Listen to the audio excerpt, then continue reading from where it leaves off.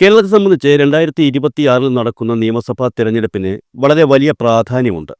തുടർച്ചയായി 2 തവണ അധികാരത്തിലിരുന്ന LDF സർക്കാർ വീണ്ടും ഭരണത്തിൽ തുടരണോ വേണ്ടയോ എന്ന് തീരുമാനിക്കപ്പെടുന്ന തെരഞ്ഞെടുപ്പ്. മാത്രമല്ല 10 കൊല്ലമായി പ്രതിപക്ഷത്തിരിക്കുന്ന കോൺഗ്രസിനെ സംബന്ധിച്ച് ഇത്തവണ അധികാരം ലഭിച്ചില്ലെങ്കിൽ വലിയ തിരിച്ചടിയായിരിക്കും ഉണ്ടാകുന്നത്. കേരളത്തിൽ കോൺഗ്രസ് എന്ന മഹത്തായ രാഷ്ട്രീയ പ്രസ്ഥാനത്തിന്റെ സ്ഥാനത്ത് BJPയുടെ കടന്നുവരവ് ചിലപ്പോൾ സംഭവിക്കും. കേരളത്തിലെ പ്രധാനപ്പെട്ട 2 മുന്നണികളായ LDFിലും UDFിലും വരുന്ന നിയമസഭാ തെരഞ്ഞെടുപ്പ് വളരെ വലിയ മാറ്റങ്ങൾ വരുത്തും. അക്കാര്യം ഉറപ്പാണ്.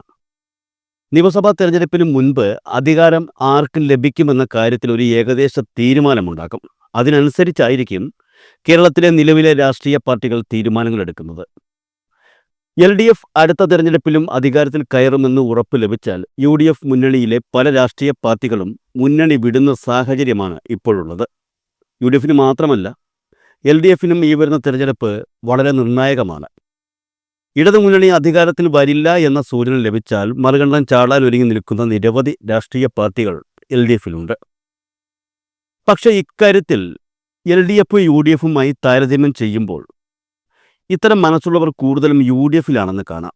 അതിന് കാരണം ഏകദേശം 10 വർഷം തുടർച്ചയായി UDF മുന്നണി പ്രതിപക്ഷത്തിരിക്കുന്നു എന്നുള്ളതാണ്.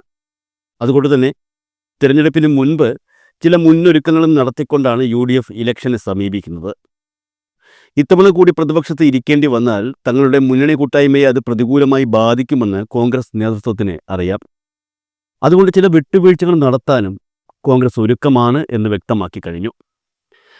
ദേശീയ തലത്തിലും കോൺഗ്രസ് ഇപ്പോൾ പ്രതിപക്ഷത്താണ് ഇരിക്കുന്നത്. ആ സാഹചര്യം കൊണ്ട് തന്നെ കേന്ദ്രത്തിൽ നിന്നുള്ള ഒരു അനുകൂല സമീപനം കേരളത്തിലെ കോൺഗ്രസിന് ലഭിക്കില്ല. കോൺഗ്രസ് ദേശീയ നേതാക്കളായ രാഹുൽ ഗാന്ധിയും പ്രിയങ്ക ഗാന്ധിയും കേരളവുമായി അടുത്ത ബന്ധം പുലർത്തുന്നുണ്ട് എന്നുള്ളത് പാർട്ടിയെ സംബന്ധിച്ച് ആശ്വാസകരമായ ഒരു സംഗതിയാണ്. പ്രിയങ്ക ഗാന്ധി കേരളത്തിലെ വയനാട്ടിൽ നിന്നുള്ള ലോക്സഭാ അംഗം കൂടിയാണ്. എന്നാൽ കോൺഗ്രസ് ദേശീയ നേതാക്കളായ രാഹുൽ ഗാന്ധിയുടെയോ പ്രിയങ്ക ഗാന്ധിയുടെയോ സാന്നിധ്യം കൊണ്ടോ കോൺഗ്രസ് ദേശീയ നേതൃത്വത്തിൻ്റെ ഇടപെടൽ കൊണ്ടോ കേരളത്തിൽ മാറ്റങ്ങൾ സംഭവിക്കുമെന്നുള്ളത് ഒരു പ്രതീക്ഷ മാത്രമാണ്. യാഥാർത്ഥ്യം അങ്ങനെയാകണമെന്നില്ല. അതുകൊണ്ട് തന്നെയാണ് മുന്നണിയിലെ മറ്റു ഘടകകക്ഷികളുമായി വിട്ടുവീഴ്ചകൾക്ക് കോൺഗ്രസ് തയ്യാറായിരിക്കുന്നത്. ഇലക്ഷൻ അടുക്കുന്നതോടെ മത്സരിക്കാൻ തയ്യാറായി നിരവധി പേർ കോൺഗ്രസിനുള്ളിലും UDFിലെ മറ്റു പാർട്ടികൾക്കുള്ളിലും എത്തുന്നുണ്ട്. എന്നാൽ ഇത്തവണ നോക്കിയും കണ്ടും കളിച്ചില്ലെങ്കിൽ കാര്യങ്ങൾ കൈവിട്ടു പോകുമെന്ന ബോധ്യം ചില മുതിർന്ന നേതാക്കൾക്കുണ്ട്. സീറ്റ് മോഹികൾ കുറച്ചങ്ങോട്ട് മാറി നിൽക്കണമെന്ന് കോൺഗ്രസ് നേതൃത്വം നിർദ്ദേശിക്കുന്നതിൻ്റെ കാര്യവും മറ്റൊന്നല്ല. UDFിലെ രണ്ടാമത്തെ ഘടകകക്ഷിയായ മുസ്ലിം ലീഗുമായി കോൺഗ്രസ് നേതൃത്വം ചില സീറ്റുകൾ വച്ചു മാറാൻ ഉദ്ദേശിക്കുന്നു എന്ന വിവരങ്ങളാണ് ഇപ്പോൾ പുറത്തു വരുന്നത്.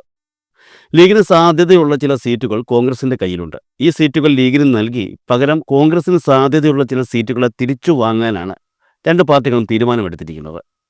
വരുന്ന നിയമസഭാ തിരഞ്ഞെടുപ്പിൽ മുസ്ലിം ലീഗ് നിലവിൽ മത്സരിക്കുന്ന ചില മണ്ഡലങ്ങൾ കോൺഗ്രസിനും കോൺഗ്രസ് മത്സരിക്കുന്ന ചില മണ്ഡലങ്ങൾ ലീഗിനും വിട്ടു നൽകുവാൻ ധാരണയായേക്കുമെന്നുള്ള സൂചനകളാണ് UDF മുന്നണി സംവിധാനത്തിൽ നിന്ന് ഇപ്പോൾ പുറത്തു വരുന്നത്.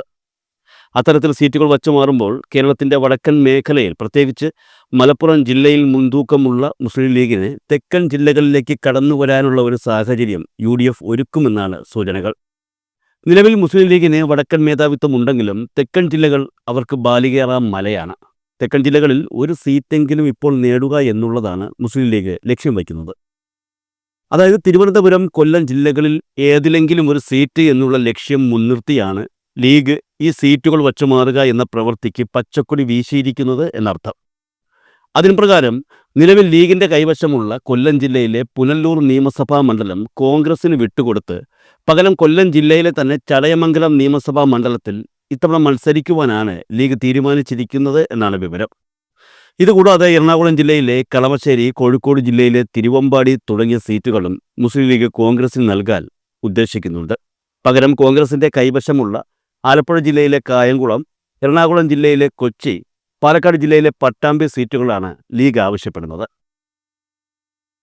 ഞാൻ പറഞ്ഞു, മുസ്ലിം ലീഗിൻ്റെ ഇപ്പോഴത്തെ പ്രധാന ലക്ഷ്യമെന്ന് പറയുന്നത് തെക്കൻ കേരളത്തിൽ തങ്ങളുടെ സാന്നിധ്യം അറിയിക്കുക എന്നുള്ളതാണ്.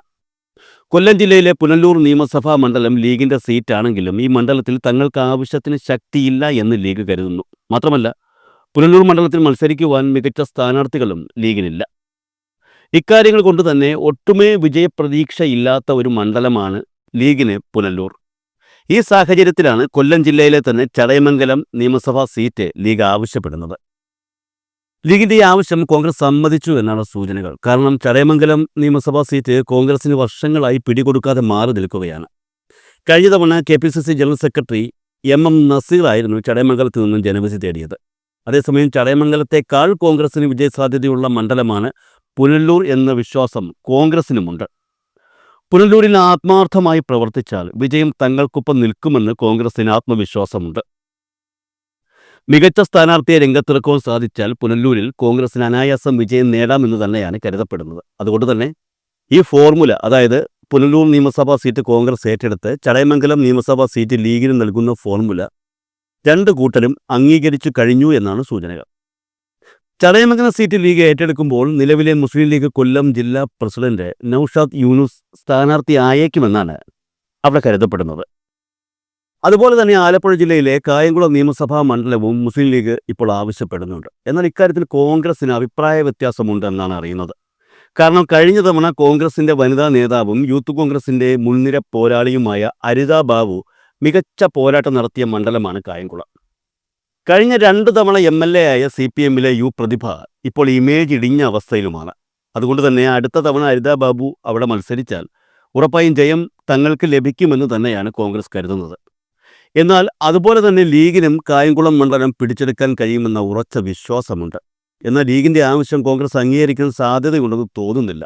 കായംകുളം നിയമസഭാ മണ്ഡലത്തെ സംബന്ധിച്ച് DCC നേതൃത്വവും പ്രാദേശിക കോൺഗ്രസ് നേതൃത്വവും അവിടെ കോൺഗ്രസ് മത്സരിക്കണമെന്ന് ഒരേ മനസ്സോടെ നിൽക്കുന്ന സമയം കൂടിയാണിത്. എന്നാൽ മണ്ഡലം തങ്ങൾക്ക് തന്നെ ലഭിക്കണമെന്ന് ശക്തിയായി ആവശ്യപ്പെടാനാണ് ലീഗിന്റെ തീരുമാനം. കാരണം സമീപകാലത്ത് കായംകുളം മേഖലയിൽ ലീഗിന്റെ ശക്തി വലിയ തോതിൽ വർദ്ധിച്ചിരുന്നു. ഈ സാഹചര്യത്തിലാണ് ലീഗ് കായംകുളം സീറ്റിൽ അവകാശവാദം ഉന്നയിക്കുന്നത്. തെക്കൻ കേരളത്തിലേക്ക് തങ്ങൾക്ക് കടന്നെത്തുവാൻ സാധ്യമായ 2 മികച്ച മണ്ഡലങ്ങളാണ് കായംകുളവും പുനലൂരും എന്ന് ലീഗ് ഉറപ്പായും കരുതുന്നുണ്ട്. എറണാകുളം ജില്ലയിലും ഒരു മണ്ഡലമാറ്റം മുസ്ലിം ലീഗ് ആവശ്യപ്പെടുന്നുണ്ട്. നിലവിൽ കളമശ്ശേരി നിയമസഭാ മണ്ഡലം ലീഗിന്റെ കൈവശമാണ്. ഈ മണ്ഡലത്തിൽ കോൺഗ്രസിന്റെ സഹായത്തോടെ നിരവധി തവണ ലീഗ് വിജയിക്കുകയും ചെയ്തിരുന്നു. എന്നാൽ കഴിഞ്ഞ തവണ വലിയ തിരിച്ചടിയാണ് ലീഗിന് ലഭിച്ചത്. മുൻ പൊതുമരാമത്ത് മന്ത്രിയും മുസ്ലിം ലീഗിലെ മുതിർന്ന നേതാവുമായ VK ഇബ്രാഹിം കുഞ്ഞിനെതിരെയുള്ള ആരോപണങ്ങൾ കഴിഞ്ഞ തവണ UDFനെ തിരിച്ചടിച്ചിരുന്നു. ഇബ്രാഹിം കുഞ്ഞ് മണ്ഡലം ഒഴിഞ്ഞതിനു ശേഷം കഴിഞ്ഞ തവണ അദ്ദേഹത്തിൻ്റെ മകൻ മണ്ഡലത്തിൽ പരാജയപ്പെടുകയായിരുന്നു. മാത്രവുമല്ല, പ്രദേശത്ത് ലീഗിൽ വിഭാഗീയത വലിയ തോതിൽ നിലനിൽക്കുന്നുണ്ട് എന്നാണ് വിവരം. അതുകൊണ്ട് തന്നെയാണ് ഈ സീറ്റ് കോൺഗ്രസിന് നൽകി പകരം മറ്റൊരു സീറ്റ് ആവശ്യപ്പെടാനാണ് ലീഗ് തീരുമാനിച്ചിരിക്കുന്നത്. കോൺഗ്രസിനെ സംബന്ധിച്ച് അതൊരു ലോട്ടറിയാണ്. കാരണം നിലവിലെ എറണാകുളം DCC പ്രസിഡന്റ് മുഹമ്മദ് ഷിയാസ് കളമശ്ശേരി മണ്ഡലത്തിൽ മത്സരിച്ചാൽ മികച്ച വിജയം നേടുമെന്ന് കോൺഗ്രസ് കണക്ക് കൂട്ടുന്നുണ്ട്. അതുകൊണ്ട് തന്നെ ഈ ഫോർമുല കോൺഗ്രസ് നേതൃത്വം അംഗീകരിക്കാനുള്ള സാധ്യത. കളമശ്ശേരി കോൺഗ്രസിന് നൽകുമ്പോൾ ലീഗ് ആവശ്യപ്പെടുക ജില്ലയിലെ തന്നെ മറ്റൊരു മണ്ഡലമായ കൊച്ചിയാവും. നിലവിൽ CPMന്റെ കൈവശമുള്ള മണ്ഡലം അനായാസം തങ്ങൾക്ക് നേടുവാൻ കഴിയുമെന്ന് ലീഗ് കരുതുന്നുണ്ട്. നിലവിലെ കൊച്ചി MLA KJ മാക്സിക്കെതിരെ മണ്ഡലത്തിൽ വലിയ രീതിയിലുള്ള ജനവികാരം നിലനിൽക്കുന്നുണ്ട്. ഇത് തങ്ങൾക്ക് അനുകൂലമാകുമെന്ന് ലീഗ് കരുതുന്നു. നിലവിൽ കോൺഗ്രസ് സ്ഥാനാർത്ഥികൾ മത്സരിക്കുന്ന പാലക്കാട് ജില്ലയിലെ പട്ടാമ്പി മണ്ഡലത്തിൽ കഴിഞ്ഞ തവണ യൂത്ത് കോൺഗ്രസ് നേതാവ് റിയാസ് മുക്കോളിയായിരുന്നു മത്സരിച്ചത്. ഇത്തവണയും റിയാസ് തന്നെ പട്ടാമ്പിയിൽ സ്ഥാനാർത്ഥിയാകുമെന്നാണ് കരുതപ്പെടുന്നത്. അതിനായുള്ള പ്രവർത്തനങ്ങൾ റിയാസ് ആരംഭിക്കുകയും ചെയ്തു. അതിനിടയിലാണ് മുസ്ലിം ലീഗ് പട്ടാമ്പി നിയമസഭാ മണ്ഡലം ആവശ്യപ്പെട്ടിട്ടുണ്ട് എന്ന വിവരങ്ങൾ പുറത്തുവരുന്നത്. പാലക്കാട് ജില്ലയിലെ പട്ടാമ്പി നിയമസഭാ സീറ്റിനു പകരം കോഴിക്കോട് ജില്ലയിലെ തിരുവമ്പാടി സീറ്റ് കോൺഗ്രസിന് നൽകുവാനാണ് ലീഗ് തയ്യാറെടുക്കുന്നത്. നിലവിലെ സാഹചര്യത്തിൽ ഒരു മണ്ഡലം ഒഴിച്ച് മറ്റു മണ്ഡലങ്ങളിലെ ഈ ഫോർമുല അംഗീകരിക്കപ്പെടാനാണ് സാധ്യതയെന്ന് രാഷ്ട്രീയ നിരീക്ഷകർ കരുതുന്നുണ്ട്. ഇതിൽ കായംകുളം നിയമസഭാ മണ്ഡലം മാത്രമാണ് കോൺഗ്രസ് അംഗീകരിക്കാൻ സാധ്യതയില്ലാത്ത മണ്ഡലം. കായംകുളത്ത് മത്സരിച്ച് വിജയിക്കുമെന്ന് കോൺഗ്രസിന് ഉറപ്പുണ്ട്. ഈ സാഹചര്യത്തിൽ മണ്ഡലം മുസ്ലിം ലീഗിന് നൽകുന്നത് ഗുണത്തേക്കാൾ ഏറെ ദോഷം ചെയ്യുമെന്നാണ് കോൺഗ്രസ് കരുതുന്നത്. എന്തൊക്കെ പറഞ്ഞാലും കോൺഗ്രസിനേക്കാൾ മുസ്ലിം ലീഗിന് കായംകുളം മണ്ഡലത്തിൽ സ്വാധീനം കുറവാണ്. ഒരുപക്ഷെ ലീഗ് തങ്ങളുടെ സ്വാധീനക്കുറവ് മൂലം മണ്ഡലത്തിൽ തോറ്റാൽ അത് തങ്ങൾക്ക് വലിയ തിരിച്ചടിയാകുമെന്ന് തന്നെ കോൺഗ്രസ് നേതൃത്വം കരുതുന്നുണ്ട്. എന്തായാലും കായംകുളം ഒഴിച്ചുള്ള മറ്റു മണ്ഡലങ്ങളിൽ നമ്മൾ നേരത്തെ പറഞ്ഞ കാര്യങ്ങൾ തന്നെ സംഭവിക്കാനാണ് സാധ്യത. പക്ഷേ കായംകുളം UDF മുന്നണി സംവിധാനത്തിൽ ഒരു പ്രശ്നമായി തന്നെ നിലനിൽക്കും. നിലവിലെ സാഹചര്യത്തിൽ വിജയസാധ്യതയുള്ള ഒരു സീറ്റ് കളഞ്ഞു കുളിക്കാൻ കോൺഗ്രസ് തയ്യാറാകില്ല എന്നാണ് കായംകുളത്തെ കോൺഗ്രസ് പ്രവർത്തകർ കരുതുന്നത്. അതല്ല, മുന്നണി സംവിധാനത്തിലെ ഭൂരിപക്ഷ തീരുമാനത്തിന് കോൺഗ്രസ് വഴങ്ങിയാൽ ജനവികാരം മാത്രമല്ല സ്വന്തം പ്രവർത്തകരെയും കോൺഗ്രസിന് ചിലപ്പോൾ പേടിക്കേണ്ടി വരും.